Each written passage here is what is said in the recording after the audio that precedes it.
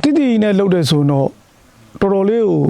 ရဲဆက်ပြီးတော့ကျွန်တော်စိတ်မကောင်းခံစားရပါတယ်တိတိနဲ့လှုပ်တဲ့ဆိုရင်တော့စစ်ပွဲတစ်ခုကိုနိုင်ဖို့အတွက်ကတော့ဒီလှုပ်ဆောင်ချက်တစ်ခုတည်းနဲ့တော့မအောင်မြင်နိုင်ဘူးလို့တော့ပြောလို့ပါတယ်ဒီလောက်ပဲပြောလို့ရမယ်ကျွန်တော်ကတော့ပြန်နှံဝင်မှကြီး2938ဘုံမှုချုပ်ကျော်စန်းဖြစ်ပါတယ်ကျွန်တော်အနေနဲ့နောက်ပိုင်းတိုင်းစစ်တာနာချုပ်ကို2020ခုနှစ်မှာရောက်ရှိပြီးတော့တိုင်းဦးစီးချုပ်တာဝန်ကိုစတင်တာဝန်ထမ်းဆောင်ခဲ့ပါတယ်ဒီ2024ခုနှစ်မှာတော့ဒီအန်တိုက်ပွဲမှာကျွန်တော်အနေနဲ့ဒါဖန်ဆီးခံခဲ့ရတာဖြစ်ပါတယ်ကျွန်တော်ဘုံမကျဲမိအခြေအနေကတော့ကျွန်တော်တို့စစ်သုံးဝမ်းအဖွဲ့တွေကိုဒါထမင်းကျွေးတဲ့အချိန်ပေါ့နော်ထမင်းကျွေးပါတယ်မနေ့ပိုင်းထမင်းကျွေးပါတယ်ထမင်းကျွေးတာတော့ကျွန်တော်တို့9နာရီ10နာရီလောက်မှဒါတုတ်လိုက်ကျွေးတာဖြစ်တဲ့အတွက်ပြီးစီးသွားပါတယ်ရခိုင်နေ့တွေလည်းဒါပုံမှန်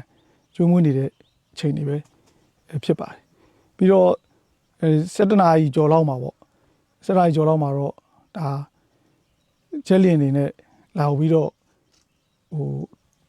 ဘုံကျဲတိုက်ခိုက်ပါတယ်တိုက်ခိုက်ခြင်းကိုခံရပါတယ်ခံရတဲ့အခါမှာတော့ကျွန်တော်တို့အကုန်လုံးကတော့ဒါအားလုံးဒီရှိတဲ့နေရာမှာပေါ့လေရှိတဲ့နေရာမှာပဲအကုန်လုံးဒါနေရာဥစားဖြစ်ရတာပေါ့နေရာယူထားကြရတာပေါ့နော်နေရာယူထားကြပြီးတော့တိုက်ခိုက်ခံရပါတယ်အဲ့ဒီအချိန်မှာကျွန်တော်တို့ဒီတိုက်ခိုက်မှုကျဲသွားတဲ့အချိန်မှာဖြစ်တဲ့နည်းနဲ့ပေါ့နော်အတင်းဆွဲထုတ်ကြပါတယ်ဒီမှာရှိတဲ့အာရခတက်တော်တပ်ဖွဲ့ဝင်တွေတွေ့ချေဥစားတိုက်ခိုက်မှုကျဲသွားတဲ့ဂျာကာလာလေးပေါ့ဂျာကာလာလေးမှာအမြန်ဆုံးပေါ့နော်အကုန်လုံးကိုကြောသားရင်သားမခွဲခြားပဲပေါ့နော်ဒီဘက်ကရသားအကျဉ်းသားတွေဒီဘက်ကအာရခတက်တော်အကျဉ်းသားတွေကျွန်တော်စစ်သုံးပန်းရေကြောသားရင်သားမခွဲခြားပဲအကုန်လုံးကိုဆောင်ရွက်တယ်ဆိုတော့ဆွဲထုတ်ပြီးဆောင်ရွက်သွားတယ်ဆိုတော့သိရှိရပါတယ်တိုက်ခိုက်ခံပြီးတော့ကျွန်တော်ပြီးသွားတာပေါ့အားလုံးပြီးသွားတာ3နာရီကျော်လောက်3နာရီလောက်တော့မှန်းပါတယ်3နာရီလောက်အဲ့လောက်မှာအားလုံးပြီးသွားတဲ့အချိန်မှာတော့ကျွန်တော်အနေနဲ့သိရှိရတဲ့အနေထားရတော့ကျွန်တော်တို့စစ်သုံးပန်းဖမ်းဆီးခံထားရတဲ့စစ်သုံးပန်းအဖွဲ့တချို့ဟာဒါဒီဘုံကျဲမှုကြောင့်ထိခိုက်ကြဆုံးသွားပြီးတော့တချို့ကတော့ဒဏ်ရာရရှိသွားတယ်လို့ကျွန်တော်အနေနဲ့သိရှိရပါတယ်အဲ့ဒီနောက်ပိုင်းမှာတော့ဒီကျွန်တော်တို့ရဲ့စစ်သုံးပန်းအဖွဲ့တွေကိုဒဏ်ရာရှိရတဲ့အဖွဲ့တွေကိုတော့ဒီကတော့အာရခတက်တော်ကရှိတဲ့ဆေးအဖွဲ့တွေနဲ့ကျွန်တော်တို့ဆေးဝါးကုသမှုတွေပေးပြီးတော့ကြံရှိတဲ့အဖွဲ့တွေတော့ဘေးလွတ်ရာကိုတော့ကျွန်တော်တို့အကုန်လုံးရွှေ့ပြောင်းပြီးတော့စနေကြနဲ့ပဲပြန်ပြီးတော့ကျွန်တော်တို့ပုံမှန်ဒီကျွေးမွေးဆောင်ရှောက်မှုတွေနဲ့ဆောင်ရွက်ထားပေးပါတယ်အဲ့လိုတီးပြီးတော့မှတိုက်ခိုက်မှုပေါ်မှာတော့ကျွန်တော်အနေနဲ့ကတော့ဒါကတော့တိုက်ခိုက်ကျွန်တော်တို့နေတာဖြစ်ဒါကိုတီးတဲ့အတွက်မတိုက်ခိုက်သင့်ဘူးတိုက်ခိုက်အဲ့ဒီလိုမတိုက်ခိုက်တဲ့ဟာကိုတိုက်ခိုက်တဲ့အတွက်ဒါကတော့မလုထိုက်တဲ့လုပ်ရက်တစ်ခုကိုလုပ်တယ်လို့ပြောလိုပါတယ်ကျွန်တော်အနေနဲ့ကတော့ဒီတိနဲ့လို့သူတို့ကင်းထောက်ပြီးတော့မှလာလုပ်တဲ့ပုံမှာတော့ကျွန်တော်အနေနဲ့မလုထိုက်တဲ့လုပ်ရက်တစ်ခုပေါ့နော်မလုထိုက်တဲ့လုပ်ရက်တစ်ခုကိုလှုပ်ဆောင်ခဲ့တယ်ပြီးတော့ဒီလုပ်ရက်ကလည်းပြင်းပြင်းထန်ထန်လှုပ်ဆောင်ခဲ့တယ်အဲ့ဒီအတွက်မလုသင့်မလုထွက်ဘူးလို့ပဲကျွန်တော်အနေနဲ့ယူဆပါတယ်ကျွန်တော်တို့ကတော့ကိုမျက်စိရှေ့မှာကြာဆုံးတည်ဆုံးသွားတဲ့သူတွေပေါ့နော်တည်ဆုံးသွားတဲ့သူတွေရဲ့အလောင်းတွေကိုမြင်ရတဲ့အခါမှာတော့များစွာဒါစိတ်မကောင်းလည်းဖြစ်ပါတယ်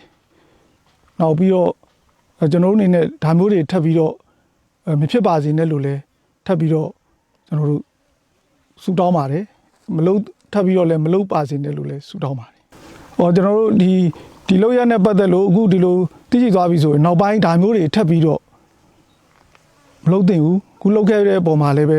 ဒါပြင်းထန်တယ်မလို့သင့်တဲ့လို့တစ်ခု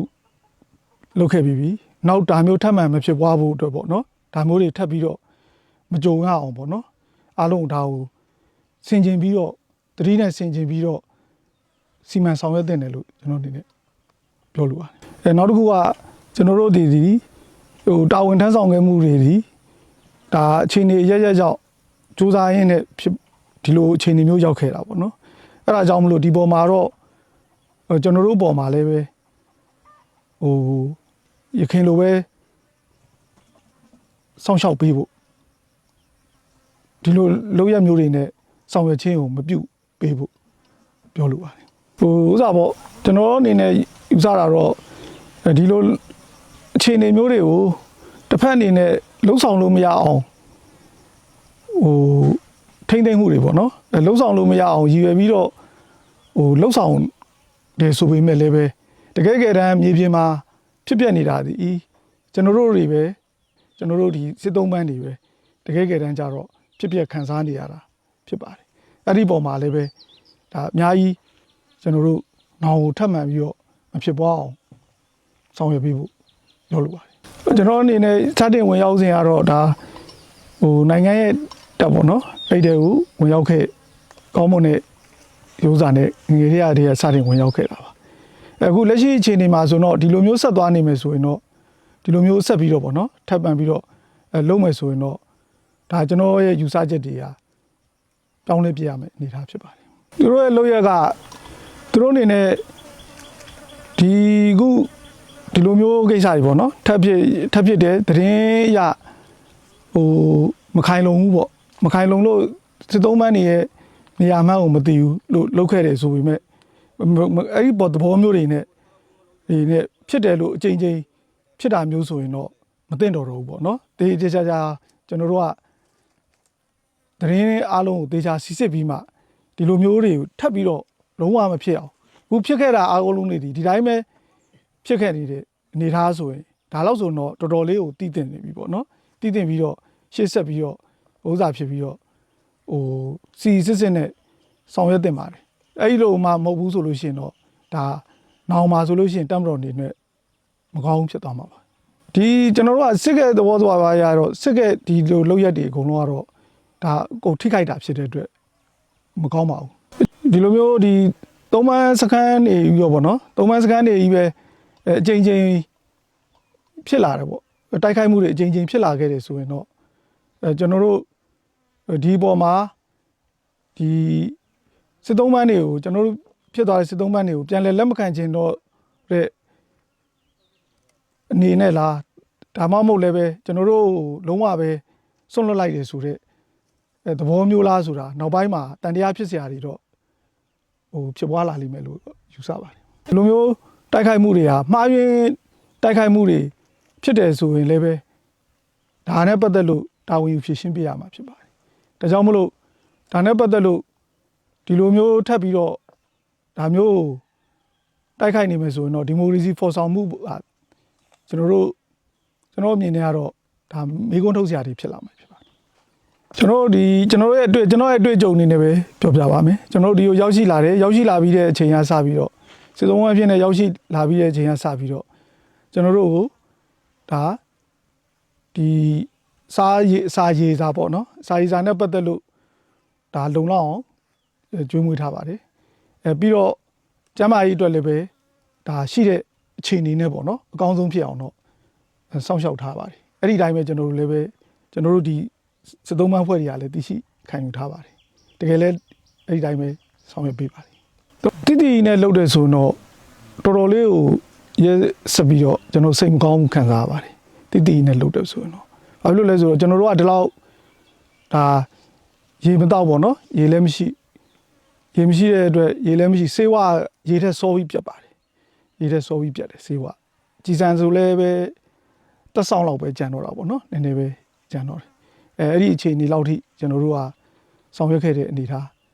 ပုံမှာဒီလိုမျိုးပြုမှုဆက်ဆံတယ်တည့်ရသားနဲ့ပြုမှုဆက်ဆံတယ်ဆိုရင်တော့ကျွန်တော်တို့အနေနဲ့များစွာပဲတော်တော်ကြီးကိုစိတ်မကောင်းဖြစ်ပါတယ်